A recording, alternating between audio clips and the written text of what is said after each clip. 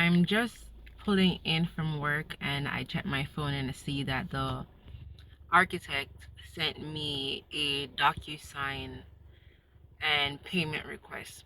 This architect is the fifth architect. Last time I spoke, I told you guys that I spoke to my fourth architect and I had two more reaching out to me, and I wasn't certain if I was going to proceed with communicating with more. I felt like I spoke with enough. I didn't want to overwhelm myself.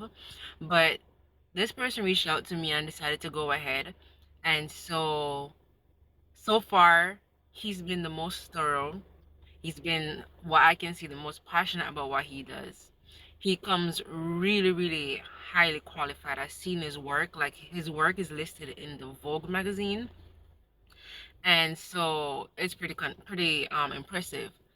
So I think I've officially made my decision with the architect that I want to go with. And I'm like sitting in the car and I'm realizing, like, once I sign this document, there's no turning back. Like, and then the thought is hitting me, like, amount of money that I'm going to be spending and all the questions of uncertainty and how if I can really accomplish it, especially on my own, seeing that I'm working minimum wage, seeing that I'm not taking out any loan or anything. It's all gonna be financed by the amount of hours that I put in at work. And it's kind of feeling a little bit overwhelming, and it's reality is really sinking in right now. But I've prayed about it. I don't think it's good to pray about it and constantly brooding over it in terms of deciding, because every step I'm gonna be praying about it. I'm not gonna do anything that is outside of God's will. I never want to be outside of God's will, even with something like this. So I've prayed about it and I think the decision is final. I'm gonna go with this guy and I'm gonna pay the initial cost to meet with him, and then once I see him in person, finally uh go through with him. I'm definitely trusting that I'm in God's will with this, because like I said, last time I spoke to you guys, I told you guys I spoke with four architects and I already eliminated two out of the four.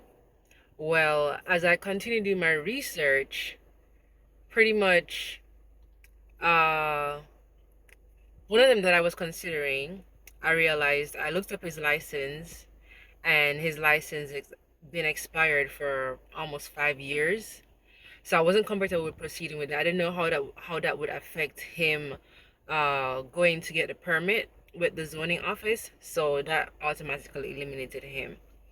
The second one that I had really high in my mind, that I really liked how they communicate and answered my questions, I couldn't find their business at all on the Connecticut license lookup page.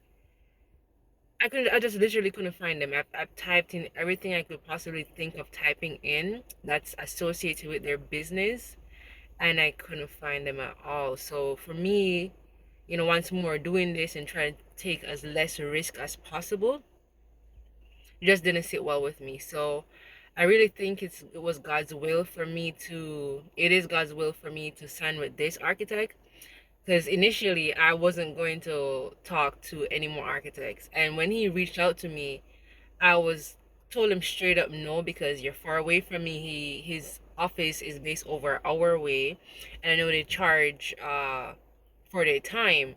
And so I've always been looking into local architects where I know I wouldn't have to be charged a consultation fee. I told him no straight up front. I told him he seems like out of my league because he's so qualified. But here we are, and he's the very person that I'm going to sign the architect document with. So I'm trusting that it's because of it's God's will for it to be like this. So I guess it's safe to say that today is officially day one of building my house. But yeah, officially day one. I'm gonna sign the contract and that's it. I feel pretty reassured because of how much the architect has been communicating. His communication skill is unmatched. Like all the other architects I've communicated with have never communicated and take the time to explain to me the way how he has. He's actually over communicated, which is what they say is the best form of communication.